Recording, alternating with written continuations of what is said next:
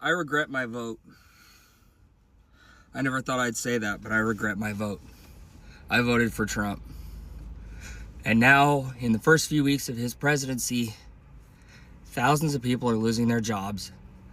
I lost my job. I was the director of operations of bear studies. For the last 4 years, we've been studying whether or not bears in fact shit in the woods. And now it's gone. It's all gone. What am I supposed to tell my family? What am I supposed to tell them? If you voted for Trump, I don't even know what to say except fuck you.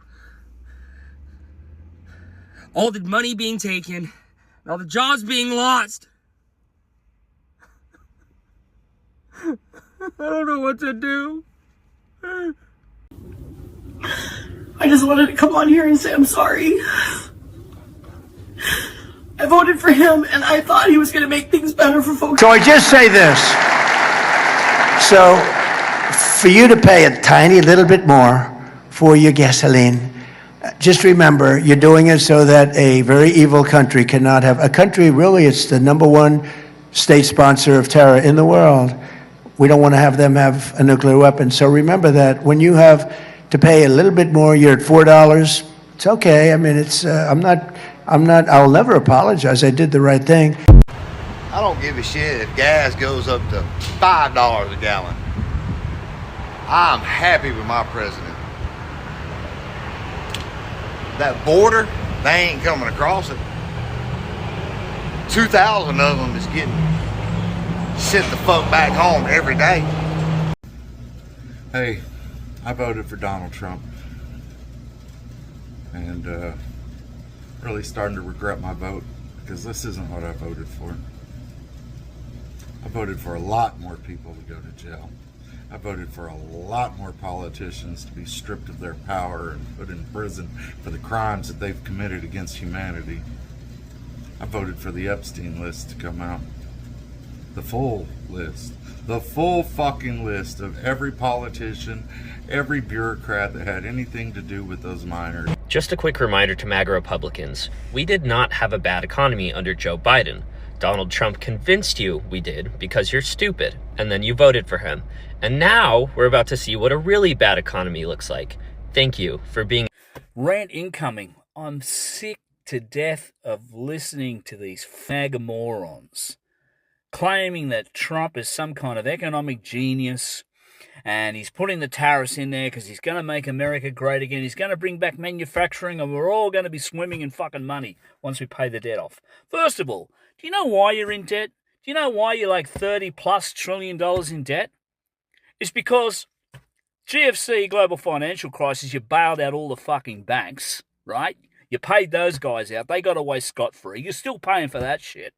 Then COVID comes along, and you pull out all this money again, and you bail out all these multi-billion-dollar companies and borrow more money again. I think Trump borrowed like another 7 or 8 or 9 trillion. That's why you're in fucking debt. America makes shitloads of money from the world economy. Have a look at how much Zuckerberg makes, how much Bezos makes, how much all these service-based tech companies make. Make a shitload of fucking money. The reason why you're all poor and broke is because of trickle-down economics. Yeah? Reagan brought that in. That shit ain't been working for fucking 50 years and you still can't get it through your thick fucking heads. That's why you're in the shit. And Trump is only going to fucking exacerbate it. He's giving another $4.5 trillion to the 0.1%, and you're going to fucking foot the bill again. Hi guys, welcome back to my channel. I hope you are doing great wherever you are watching us from. Let me ask you something real. What happens when the political promises you believed in the start showing up in your grocery bills, your gas bills, and your paycheck, and not in the way you expected? Because right now, some Americans are looking at the economy and saying, wait a minute, this isn't what I signed up for. And that's what makes this conversation so important. This isn't just about Democrats, Republicans, Trump or Biden, or any politician. It's about regular people trying to survive while the cost of almost everything keeps getting harder to manage. And when small businesses, the very business politicians say they are fighting for, start getting squeezed by higher costs, we have to stop and quickly ask who is actually paying the price. Anyway, guys, let's dive straight into the video. Don't forget to subscribe to my channel, like and share the video to help the channel out. I'll be back with my commentaries. Somebody to tell me they're lying right now because what the do you mean that I'm not gonna get my SNAP benefits? What the do you mean? We are possibly going to lose our farm if NRCS doesn't hold up their contract with us on the EQIP program. Because of the executive orders, there's a pause or a freeze on the funding, and they're not able to pay out on the stuff that we completed or anything going forward. Beyond betrayed. They used us during the campaign. The elected officials from the Republican Party, they actually told us that it was not going to touch the documented people. I mean, you're an educator. You didn't vote for Trump eliminating federal funds No, here. I did not vote for that. I do not think that's what the voters want. If we have federal cuts, then that's going to mean bigger classroom sizes. I would lose teachers, first and foremost. It's devastating.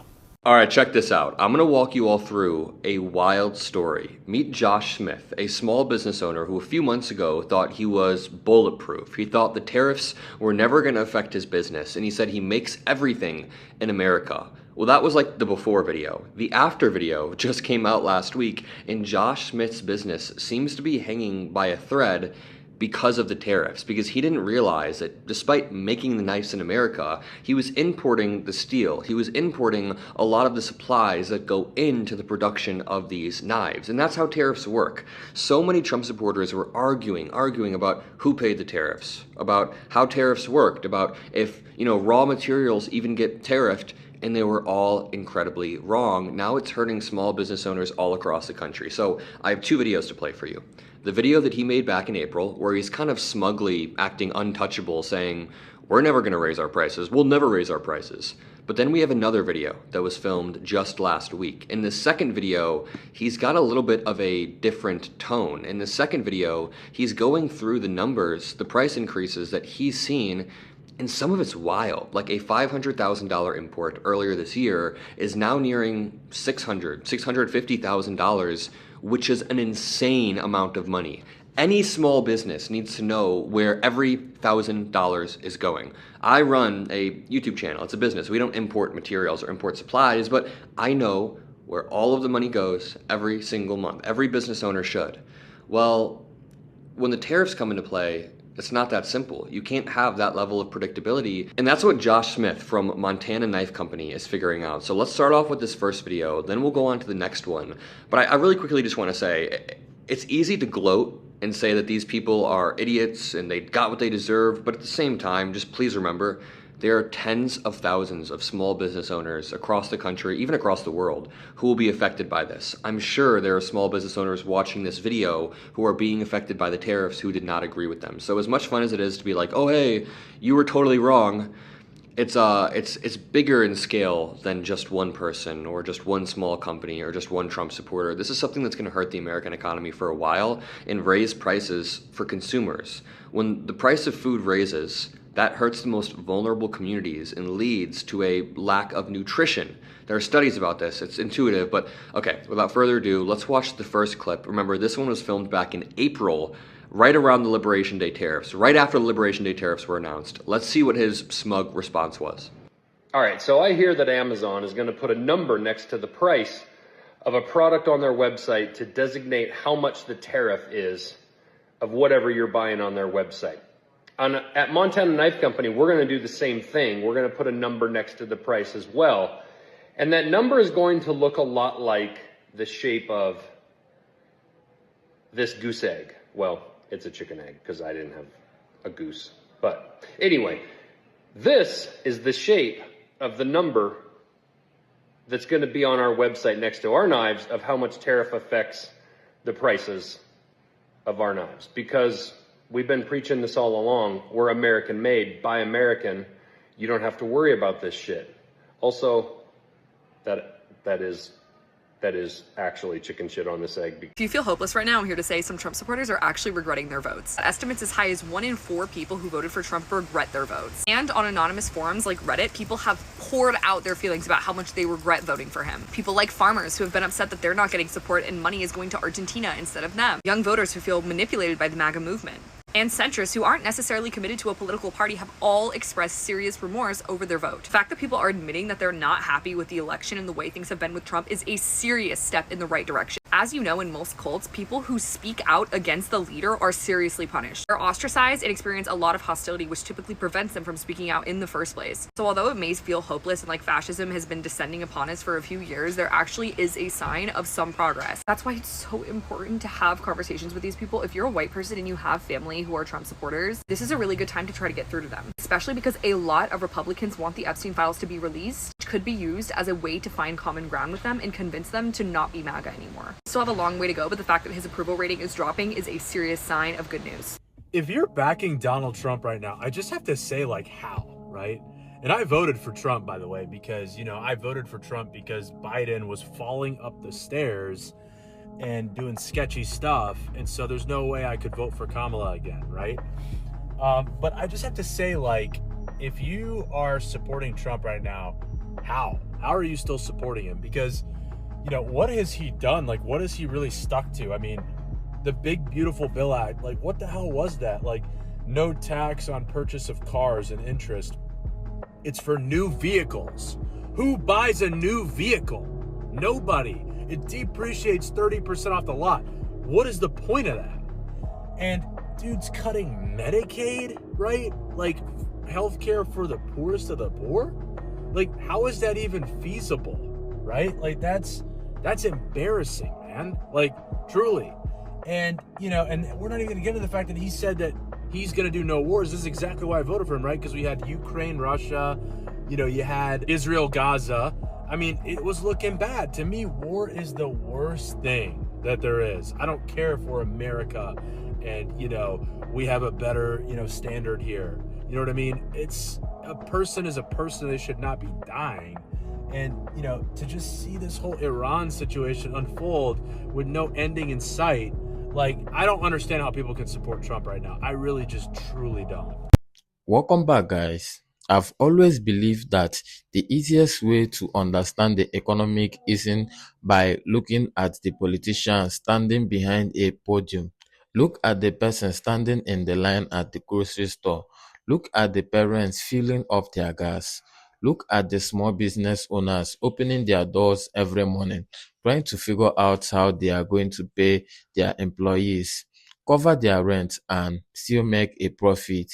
That's where economic policies becomes real, and tariffs are a perfect example. The idea sounds simple, but tariffs on foreign goods encourage companies to manufacture here, protect American workers, and make America more economically independent. On paper, that can sound great, but here is the part that gets left out. A business can be made in America and still depend on materials that comes outside from America. Think about a knife manufacturer. You can assemble the knife right here. You can employ American workers. You can sell an American-made product. But if the steel you are using costs dramatically more because of tariffs, guess what? Your costs go up.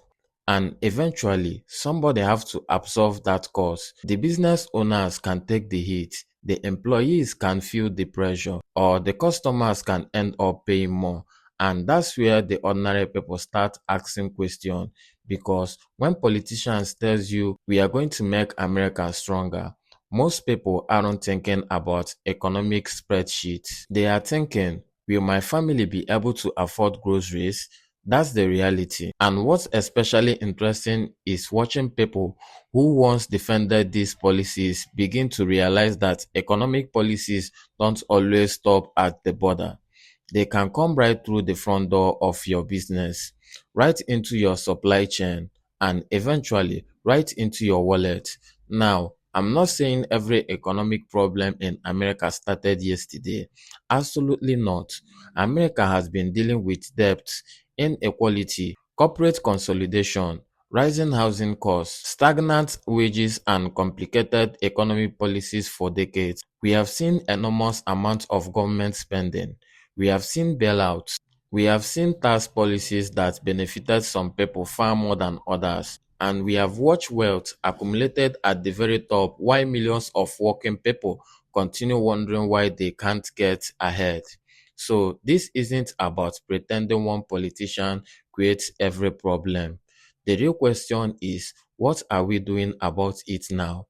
Because regular people don't have the luxury of waiting 10 years for an economic theory to work. They need results now. They need affordable housing. They need wages that can keep up with the cost of living. They need healthcare they can actually afford. They need businesses that aren't being crushed by unpredictable costs. And they need leaders who understand that economic decisions have consequences beyond Washington.